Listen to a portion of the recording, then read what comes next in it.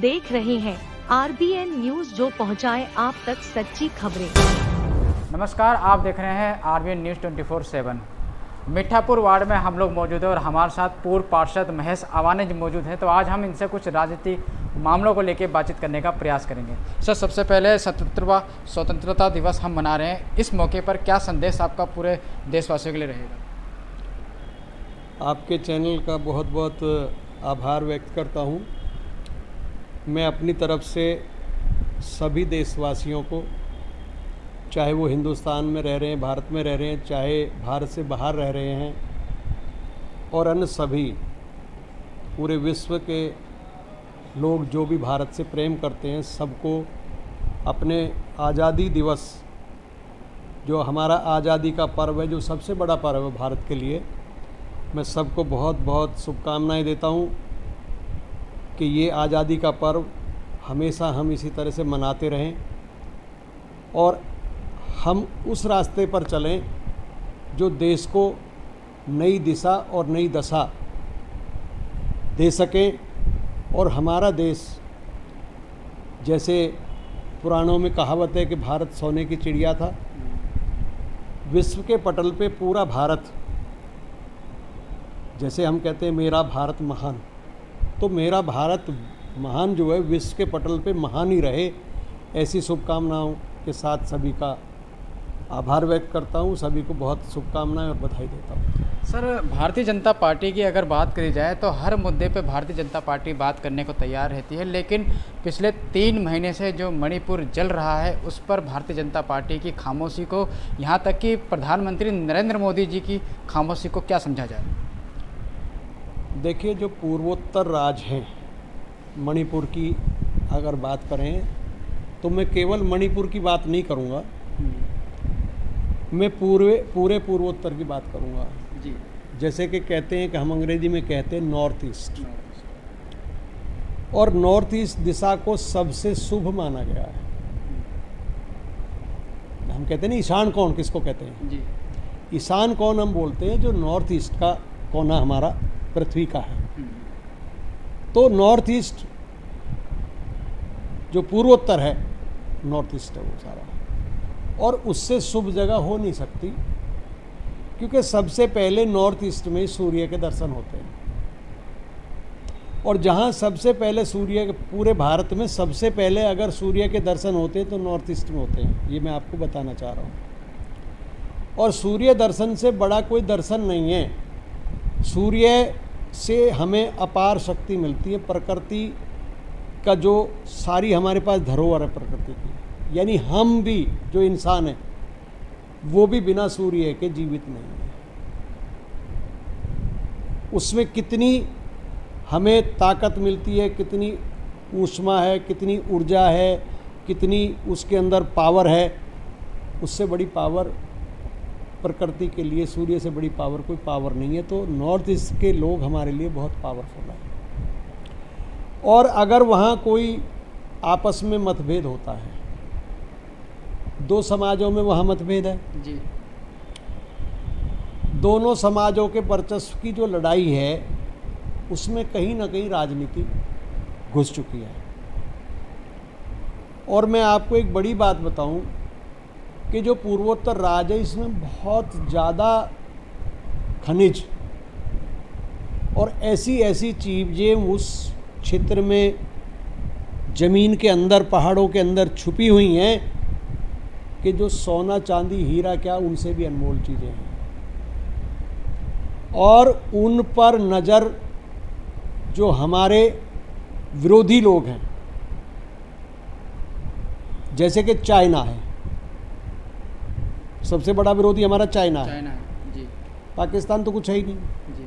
China जैसे देशों की उस जगह पर नज़र है कि भारत के अंदर लोगों में टूट फूट होकर किसी तरह से भी, कहीं से भी हम वहाँ किसी भी रास्ते से वहाँ घुसें और वो जो खजाना छुपा हुआ है पूर्वोत्तर के क्षेत्र में, उसको हम प्राप्त कर लें, उस पर हम साजिश करके भारत के अंदर किसी तरह से कामयाब हो जाए। जो वो साजिश हमारे देश के साथ कर रहे हैं, उस साजिश में हमारे जो विपक्षी लोग हैं वो लोग भी उसमें कुछ लोग शामिल हैं। वो लोग शामिल होकर के इस भारत को कमज़ोर करने की दिशा में काम कर रहे हैं। मैं ये कहना चाहूँगा कि ये लड़ाई कोई बहुत बड़ी लड़ाई नहीं है। इस लड़ाई को अगर ये लोग विदेशी होते, चाहे भले ये चाइना वाले होते, तो इनको अब तक भारत की सरकार मुंह तोड़ जवाब दे देती कभी का। प्रयास वहाँ ये किया जा रहा है कि किसी तरह से जो ये लोग एक जगह रहने वाले हैं, इनमें आपस में शांति स्थापित हो।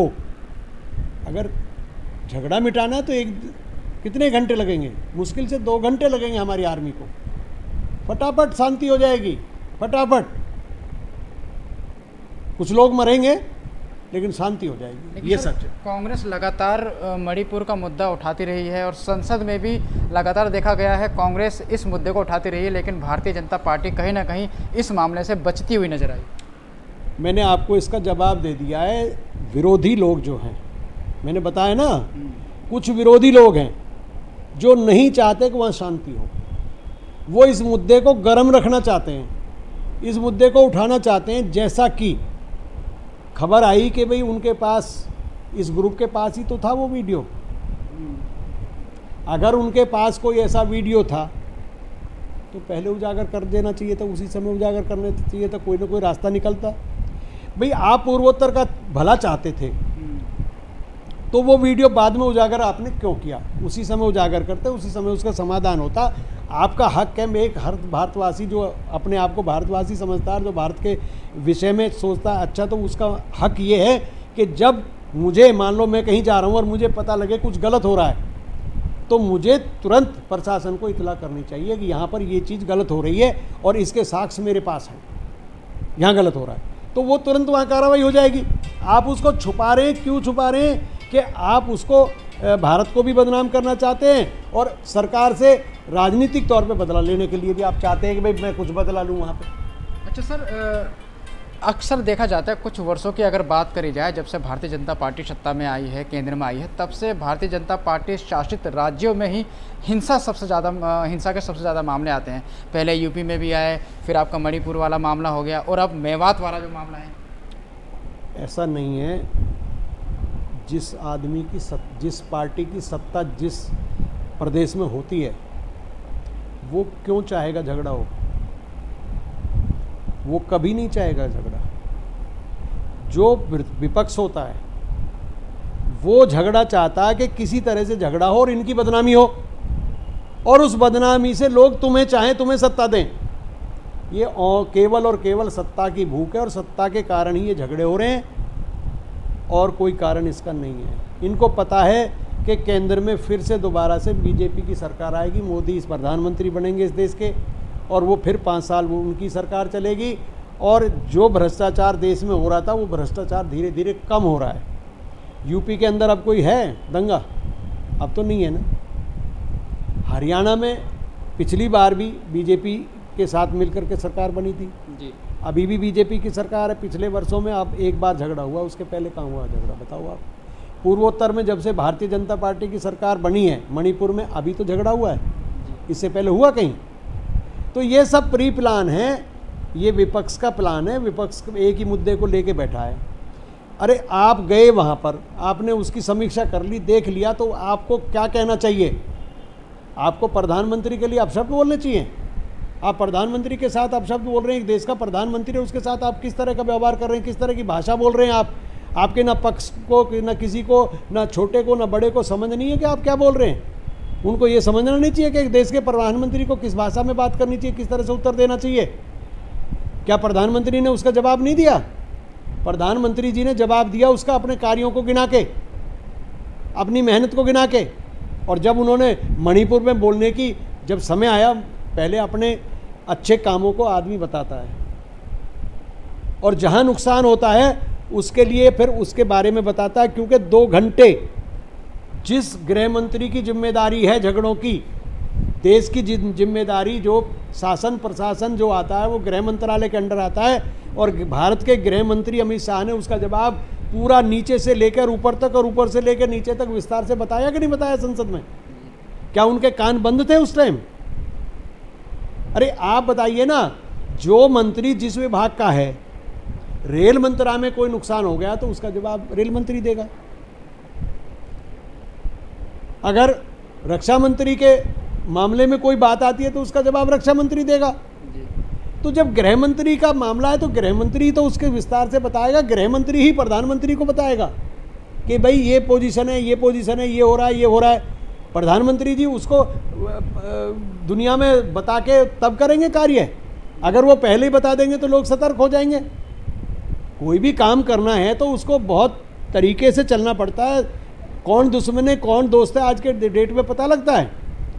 अंदर खाने से बड़ी शांति से बड़े तरीके से सब कुछ काम हो रहा है। अमित शाह जी बहुत मंजे हुए कलाकार हैं, मंजे हुए नेता हैं। ऐसा नहीं है, गृह मंत्रालय का जब से वो गृह मंत्री बने तब से शासन प्रशासन में मजबूती आई है। ऐसा कोई दिक्कत नहीं है किसी तरह की। सर चलते चलते आपसे एक आखिरी सवाल, अगर हम बात करें जाए देश की राजधानी दिल्ली की, तो दिल्ली के मुख्यमंत्री अरविंद केजरीवाल जी ने वाटर एटीएम बनाने शुरू करे हैं दिल्ली के अंदर। क्या लगता है जो पानी की किल्लत है वाटर एटीएम से ख़त्म हो जाएगी? देखो क्या है, लोगों का ध्यान भटकाने के लिए कुछ भी कर सकते हैं। खाना खाओगे आप तो खाने से ही तो पेट भरेगा जी, हवा से तो पेट नहीं भर सकते आप। जी, और खाली पानी पियो तो पानी से पेट नहीं भर सकते। जी, ठीक है, अगर खाना खाओगे तभी आपके पेट में तृप्ति होगी, आपको मिलेगी। ये ड्रामेबाजी ढकोसलेबाजी करता है। आप ये बात बताओ, अरबों रुपया उसमें महल में लगा दिया बनाने में, उस पैसे की जगह वो कहीं क्या उससे कोई बहुत बड़ा नुकसान हो रहा था? उस मकान को ना बनाने से कोई नुकसान हो रहा था? अरबों रुपया अगर पानी के मामले में अगर खर्च किया जाता, पानी की व्यवस्था और सुधार की जाती। दिल्ली की सड़कों में दुनिया भर के गड्ढे हुए पड़े हैं, दुनिया भर का जमुना का पानी भर गया दिल्ली के अंदर। इन व्यवस्थाओं को करने के लिए क्या वो पैसा खर्च नहीं हो सकता था?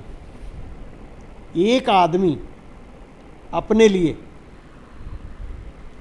एक आज के समय में कितने साधु संत हैं, कितना खर्चा करते हैं। पहले साधु संत होते थे, पहले राजनेता होते थे, अपने ऊपर कुछ खर्च ही नहीं करते थे। लाल बहादुर शास्त्री जी को देखो ना, एक गरीब घर में रह के, एक छोटे से मकान में झोपड़ी में रह के क्या किया, काम किया ना देश के लिए। इनको महलों की क्या ज़रूरत है, इतने बड़े बड़े महल बनाने की, जब वो बहुत अच्छे महल बने हुए हैं, बहुत अच्छे मकान बने हुए हैं, सब कुछ है, उसमें रह रहे थे, तो करोड़ों रुपया खर्च करने की क्या ज़रूरत थी? अरबों रुपया खर्च कर दिया, करोड़ों नहीं अरबों में गिनती आ जाएगी।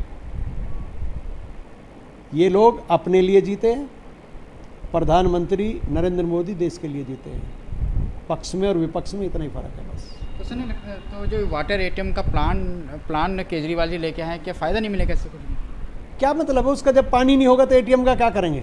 एटीएम को जेब में लेके घूमते रहें? अब आपके बैंक में पैसा नहीं है, एटीएम में आपके में पैसा नहीं है, तो एटीएम का क्या करोगे? जब पानी की पूर्ति नहीं हो रही है तो एटीएम लेके क्या करोगे? एटीएम को क्या करोगे? उसका चाटोगे उसको, एटीएम को, पानी की जगह एटीएम चाटोगे?